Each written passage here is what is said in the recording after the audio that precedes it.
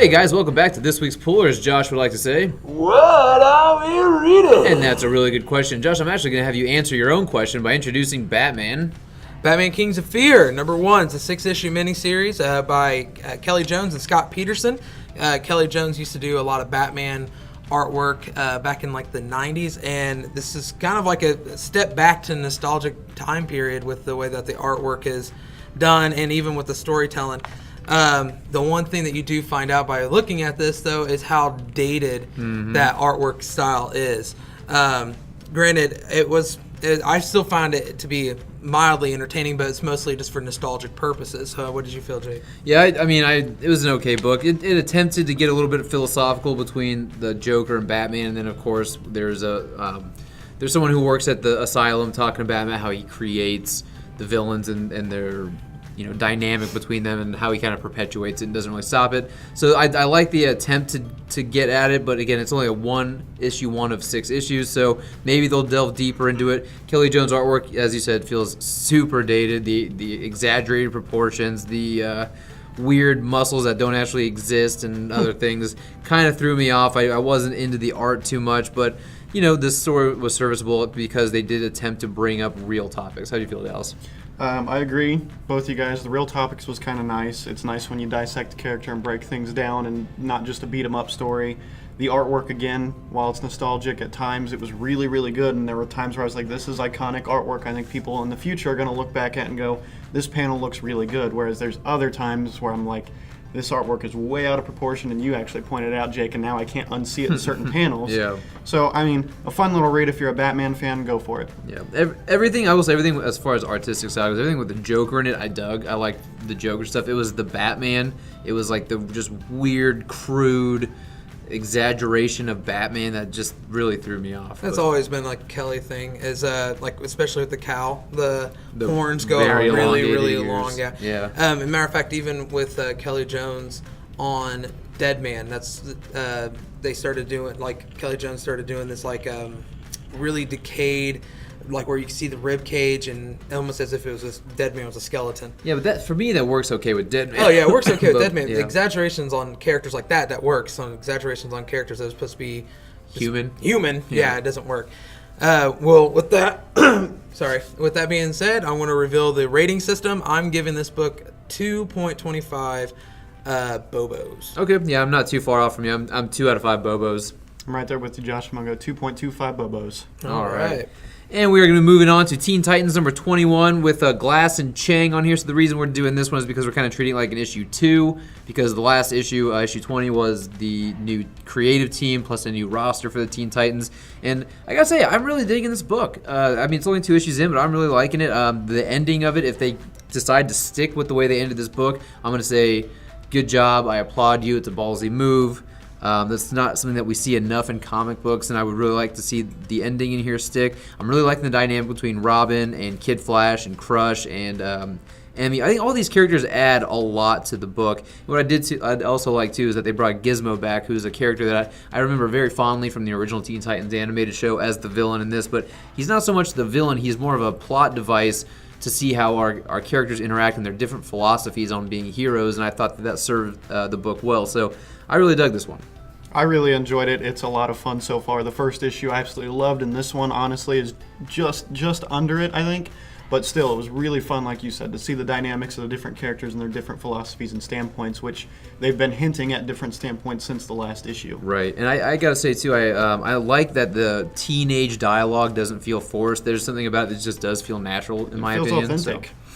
Yeah, I love the dynamic of this team, and I love the fact that even though we've seen a Teen Titans team before, this Teen Titans team is a little bit edgier. They're kind of winging it and doing their own thing, which has never been done before, and it shows because they even show how messy they are because of this.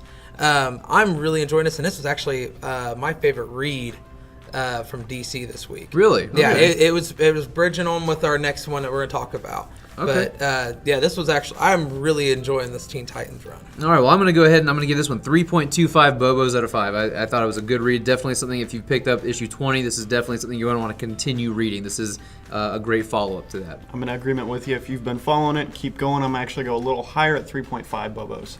See, I'm going to go a little bit higher, 3.75. Oh, All right, so so it's gonna we'll- raise the stakes. We're all hovering right around the same area, so as you guys can see that we're all enjoying the new Teen Titans book. So moving on, we have Justice League Dark #2. The team on this is James Tynion and Alvaro Martinez Bueno. This one continues the story a little further. You get to see a lot of magic, which again is something the DC Universe I feel like needs, because you get all these big world-ending events and you miss magic from it. So it's nice to see them actually explain magic and origins from things. I'm digging the artwork a lot, and the writing on this, Tynion absolutely killed it. I actually read through it, had no idea it was Tynion, and went back, and then we were talking about right before we started that it was Tynion. I absolutely loved this one. What about you guys? I loved it. I think that the artwork is great. The storytelling is great. It actually makes you like characters that you thought you wouldn't like. I'm not a huge fan of reading Wonder Woman, and I'm definitely wasn't a huge fan of Bobo. But now I've actually grown to really like these characters, and it's definitely just a really good story. When I read it, especially when I know I'm reading something where I'm going, like, this has aspects of things that I know I enjoy, that of certain storylines that I know that certain people, Jake, don't really care too much for, but then I can read it and I go, Jake would like this, and like I know, like I read it and I'm just like, Jake's gonna dig this, and so it, like, I just, yeah, Gets it's you a cool. little It's excited? taking a little, yeah, it gets me a little excited and I stumble on my words. All right, well, yeah, I'm not gonna pull any punches here. This was my favorite read from DC this I'm in week. agreement. I really liked this book a lot. What I'm really digging about this is, one, I thought when I saw Wonder Woman being solicited as being like the front runner for this book, I went, man, what a cash grab. DC's most successful movie property to this point has been Wonder Woman, so they're just going to throw her in this book, and you ask me, she's not a magic user, she doesn't belong, but the book actually goes out of its way to address this, and I actually feel Wonder Woman is incorporated in this book very well. She's utilized very well in this book, and she kind of is a stand-in for the audience. She's kind of our window into the world of magic because they see her as an outsider. I really like that dynamic. But one thing that Tynion's doing is he's got a grand master plan. He's got really big ideas, and unlike a lot of other writers who have big ideas, he executes it very well. Now, the idea of magic has always been this nebulous thing. It's very obscure. There are no boundaries. I love that he's setting rules to the world of magic, and he's also setting up some origins and things like that. So when you start to make operate within the parameters that you're setting here, and then it fleshes out that story so much better for me. And I like that we're getting a new take on some of the characters that we haven't really seen before. Dr. Fate being one of them. There's a new take on Dr. Fate that I'm really excited about. Zatanna, I'm really digging. I'm loving Swamp Thing, and I think everyone works really well here. Man-Bat's really cool in it too. Other than Man-Bat, I'm gonna say he's. What? I can Man-Bat's do pretty without. cool. I was pumped to see him in it because I that's was one of my pumped to see favorite him, like yeah. DC list of villains on Well, Batman's he- roster. Dr. Fate's like the design on Dr. Fate is pretty awesome. Yeah, it is. It's. I'm just when it comes to Man-Bat, what I'm saying is like he doesn't really do a whole lot for me. But the core members of these group, I'm really enjoying this, and I will say that this feels like it's geared towards an older audience, and I Yes. like that because if you look at some of the art in the beginning, it's a grotesque. It's almost disturbing imagery in a way. So this one I'm giving a solid 4.25 Bobos for me. I think I might go just a tad higher at like 4.5 Bobos. This Wow, was my okay. favorite read, and I want to applaud DC specifically on Teen Titans in this. Whereas Justice League, I'm not hardly enjoying it, and that's like their main team. Whereas these side teams, I'm enjoying way more. I'm giving it 3.74. 3.74. I said it was right there with Teen Titans. Wow, dude, you for me. really That had close. It was really- it was 0.01 really- was crucial. It was, Right. it was just Teen Titans the way it ended. I'm just like, okay, you but got me. My thing with Teen Titans is I don't think it's going to stick. I don't think they're going to keep that, but I really I hope don't that think they so either, but you know. do. Yeah. All right, let's move on to. Okay, so we all read Action Comics 1002 by Bendis and Gleason. As if you guys have been listening, Superman wasn't so hot, the last issue of Superman. But I think that this is a good issue of Action Comics. It's a little kind of confusing, a little all over the place at times. Because it seems like Bendis has way too many stories going on all at once. He has, Superman's dealing with one thing, and this is not parallel with that, and this is dealing with those the fires, and it's just kind of like this one has like 3 or 4 different like little segments that's going on for one main story. What do you guys feel? This book, I'm a little torn on it. I mean, I like it overall. I like the overall story that's happening. There are things happening within that arc that have me a little thrown off. That one, I'm kind of confused on who's doing what, and I'm kind of with Superman and Action Comics running concurrently together, and there being so much consistency between the two books that there's a lot of crossover between the two. I'm forgetting what happened in what series, so it's kind of hard to remind myself what's going on. But I'm liking the art, the pencils. The pencil art is great. What I'm not a huge fan of in this book is some of the layouts, because I have a hard time kind of making out what's happening within some of these pages. The other thing I'm not too fond of right now is Bendis' dialogue at points. There are times where it feels like there are words missing, or I'm jumping in halfway through a conversation and I'm supposed to be able to pick up through context clues what's being said and what's going on. But other than that, I will say that the end of this book also leaves me very intrigued. I'm curious what happens, but there's also some goofy shit in this book that this doesn't feel like it fits with the rest of the tone that they've been setting up. So it's something that I will continue to read because I feel like there is potential, but it's also one of those things. It's a lot of build up and not a lot of payoff yet. How are you feeling, Dallas? I'm halfway on both boats that you both said. Basically, I'm really enjoying Superman. I've said it before. This recent run on both Superman and Action Comics, I've actually really been enjoying. However, I do understand the convoluted plot. There's a lot going on in different storylines, and I'm hoping that they can mesh it at a certain point where you go, this is how everything connected. I completely see it now. I'm glad they shed some light on this. And you can kind of guess where they're starting to go with certain things and how they're going to set it up, but I'm not 100% certain yet. I did like the random appearance of a character I wasn't expecting and I don't have a lot of background on, so that was interesting for me. This one specifically, I do like the artwork. Dialogue, to me, was fine. It's just a convoluted plot of both. I also found a misspelling that really bothered me, though. But it's again, like you said, you've got Superman telling one part of the story and Action Comics telling the other, and then you've got, like, halfway through both plots crossing over. And again, I'm not sure whether I read it in Superman or Action Comics. There's a misspelling in Action Comics, too? Because there's misspelling with Dr. Fate in Justice League Dark. Was that the one I pointed out? Oh, it was Justice League Dark. Okay. Yeah, but there are just certain times in this where I'm going, Bendis he's trying to kind of hip up the book. He's trying to make it feel young and fresh, and in an attempt to do so, he's losing a bit of whatever I'm supposed to understand about what he's saying. I just have I'm finding myself having to reread certain dialogue bubbles to understand what the hell is going on. But with that, Josh, what would you grade Action Comics 1002? I give it I'm sorry, they're telling secrets, but I give it a 3. Okay. I enjoyed it.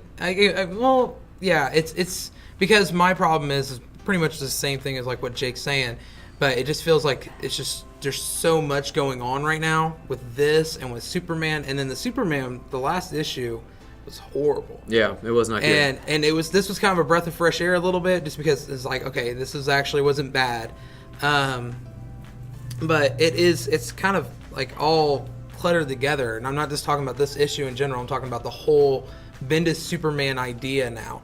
There's way too much going on, and there is no payoff. I mean, we've already read a mini-series. We've already read 2 issues of Superman. We've read 2 issues of Action Comics, and we still haven't got a payoff from anything yet. Yeah. And we're just all still sitting here confused. And but I will say I still enjoyed it. I enjoyed the artwork. I did enjoy the story. The way it ends is very intriguing.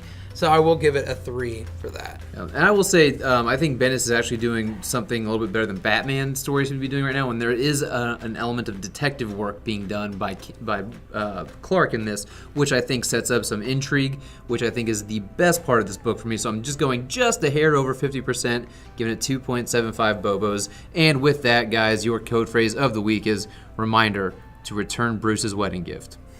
Say that and get 20% off any issue not on your pull list this week.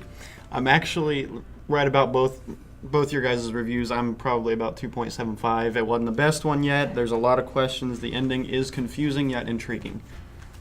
All right, and with that will do it for our DC. And so I read one independent title. Again, something that we're trying to continue to do and promote is indie titles, indie writers and publishers and things like that, because we want to show them some love too. So from Action Lab Comics this week, we have something called Double Jumpers Full Circle Jerks #1. And this one it's for mature readers only, so if you are young years, please tune out. But this is by I can't remember the creative team on it right now. Dave Dwanch, Sergio Rios, and Geraldo Filho. It's some unorthodox names. But anyway, what this book basically is, it's a goofy little romp. They do say right in the very beginning that they would highly encourage you to go and read Double Jumpers Volume 1 from 2013. And because of that, I'm like, okay, great. I'm jumping into something I'm not going to know what's going on. It took me about halfway through this book to understand what's happening. But essentially what this is this is Inception meets Ready Player One meets World of Warcraft. It's really weird. It's kind of goofy. The very beginning, it sets up like the crawl from Star Wars to kind of give you an idea of the rundown of where we pick up with our characters. But it's goofy. It's fun. It's a little sexy. It's a little dumb at the same time. It's a for fun, feel good read. Nothing to take too seriously. I'll give it 2.75 out of 5 Bobos. All right. I unfortunately did not read an independent title, so I have one more DC for you guys. I've been reading Batman Beyond all the way through. This is issue 23. The team on this is the same, so Dan Jurgens and Will Conrad. It's continuing the most recent storyline, Target Batman, and you get a little more answers. I'm enjoying it so far. I think this is probably the best out of that current storyline, and I'm probably going to give this one 3 out of 5 Bobos. Wow. I read Beast of Burden by Dark Horse Comics. You put a lot of hold on. excitement and emphasis on this. Beast of Burden, that's not by the Rolling Stones? No, this is by Evan Dorkin and Oh. Benjamin Dewey with Nate Picos. Okay. Pretty sure it's not how you say it. It's probably Picos, but I like Picos. I'm going to make this short and simple for you guys because it's pretty much this book. All I needed was one sentence. Dogs who can do magic. That's all it is. It's not a goofy book. It's not a comic, comical comic. It is literally just a bunch of dogs that know witchcraft. All right. And how would you rate this one? I give it 2. A 2? I give it a I thought you were going to go so lower. did from I. how you I'm reacted to it. I'm giving them a 2 because they're taking a risk. It's like when I first read the synopsis on this, I was like, oh man, this is gonna be probably pretty funny and cute. Dogs who do magic and they're solving a mystery and there's a murder afoot and it's not. It's a serious book. It's like literally reading like a less adult version of Magic Order, but with dogs. All right. Well, I thought you were going lower because while reading it, I heard you utter under your breath. I don't know why I'm reading it. I don't know why I'm reading this, but all right, guys, that is all we have for you today with a DC and Independent. Be sure to check out the channel because we should also have the Marvel segment up this week. There's some really good Marvel books. Be sure to like, share, subscribe, all that good stuff. Comment below. Let us know what you thought of any of these books, any books that we didn't cover this week that you think we should have covered, and maybe a series that you'd recommend that we jump on and start picking up regularly. But until then, guys, thanks for listening, and we will see you next time.